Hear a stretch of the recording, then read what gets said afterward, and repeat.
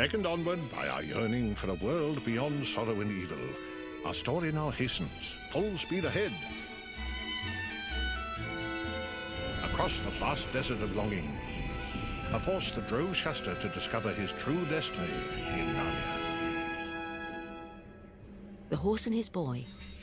Shasta, an orphaned boy living in Calormen, overhears his adopted father's plan to sell him into slavery and decides to escape to the unknown land he's always longed for in the north.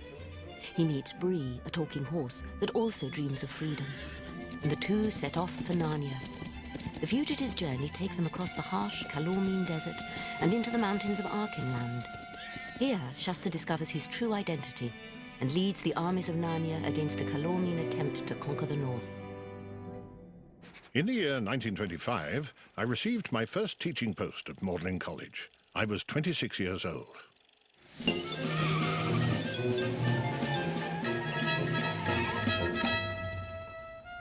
We're actually looking down the high street. I used to drive up and down here many times. Always looking for somebody to go like that. Taxi. And right in the distance is Magdalen College Tower, C.S. Lewis's old college as a fellow. We're here in Magdalen College in Oxford, where C.S. Lewis taught English for about 30 years. He was a fellow and tutor in English literature.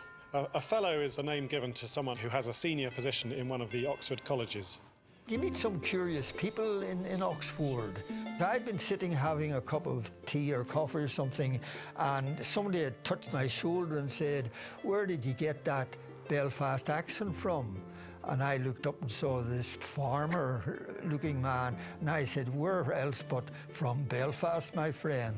He says, "My goodness, man, that's where I come from, East Belfast." I said, "What do you do?" He said, "I work in a place called Magdalen College." He says, "But these English people, they call it Magdalen, and Irish ways would call it Magdalen College." It was not long before I noticed that many of the colleagues I admired had one peculiar thing in common. They were all Christians. Really, a young atheist cannot guard his faith too carefully. There are traps everywhere. One such colleague was J.R.R. Tolkien, whom you might know from his excellent books, The Lord of the Rings. They first met at an English department meeting here, and at first things didn't go all that well. Lewis said of Tolkien, "There's no harm in him, he only needs a smack or so," because he regarded Tolkien as rather opinionated. In spite of my initial prejudices, Tolkien and I soon began a lifelong friendship that grew from our mutual love of myth and fairy story. If it hadn't been for the encouragement of Lewis, Tolkien would never have finished The Lord of the Rings. And similarly, without the impact of Tolkien on Lewis's life, he never would have written the Chronicles of Narnia, because it was through Tolkien particularly that Lewis moved away from being an atheist. Shortly after meeting Tolkien, my intellectual new look took a turn for the worse. I reread an old Greek myth and was suddenly plunged back into the land of longing. I was a child again, standing on top of the hills near my home, gazing at the Mourne Mountains far off in the distance. My heart broken and blessed with desire. But desire for what?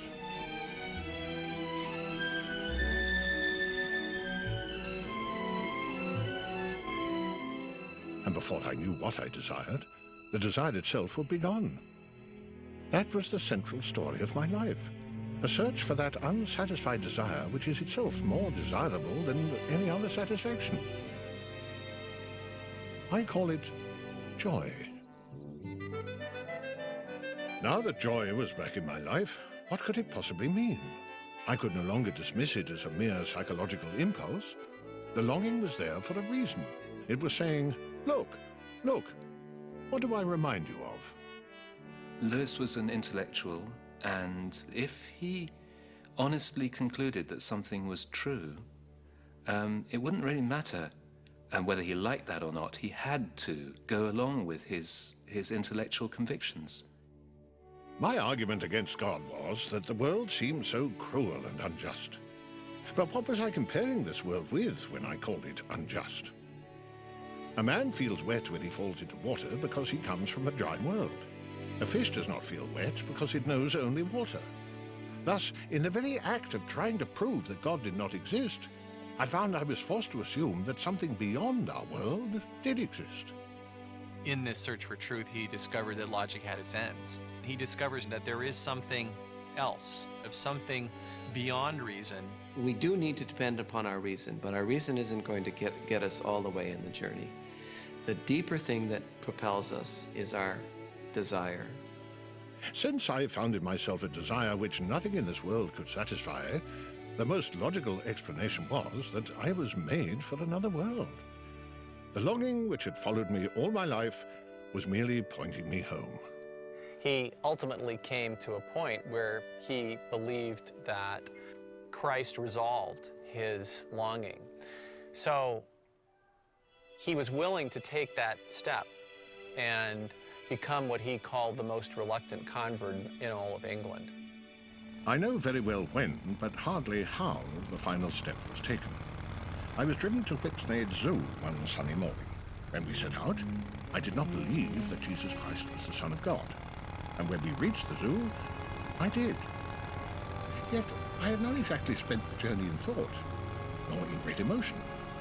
It was more like when a man, after a long sleep still lying motionless in bed, becomes aware that he is now awake.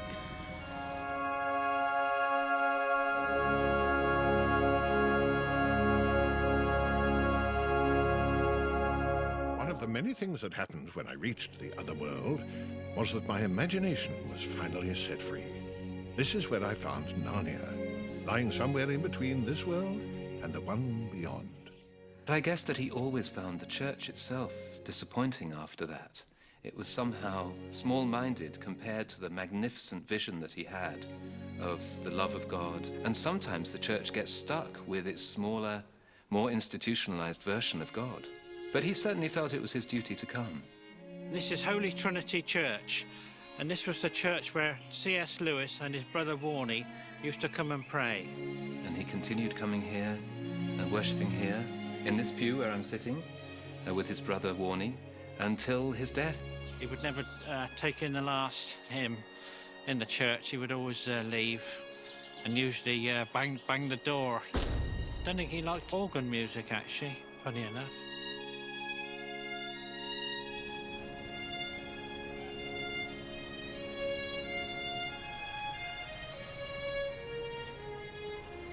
The reason why the sculpture is based here is because Lewis lived in this area as a child. He'd walked past this area as a child with his grandfather who lived 2 streets away. The work's called The Searcher because, you know, we can go through life finding things, but really to arrive where we should be, we must search for things. And the idea of searching is something that's woven through the writings of C.S. Lewis. The secret signature of each soul is that deep desire which we cannot describe or satisfy. It guides all our searching, all our wanting. It's more valuable than the friends we make or the work we choose. To lose it is to lose all. Fairy stories give us not only meaning, but they awaken in us the desirable. So I think the thing that propels Narnia is this desire, this longing, which is better than having, as Lewis says. The Horse and His Boy is a perfect example of Lewis's idea about longing, because Shasta doesn't have a direct memory of Narnia, and yet there's this kind of supernatural longing for it. I wish you could talk, old fellow. And then for a second he thought he was dreaming, for quite distinctly the horse said, "But I can. However did you learn to talk? Where I come from, nearly all the animals talk. Wherever is that? Narnia. We mustn't waste time. This is the chance for both of us. You see, if I run away without a rider, everyone who sees me will be after me as quick as he can. With a rider, I have a chance to get through." Oh, hooray! Then we'll go north. I've been longing to go north all my life.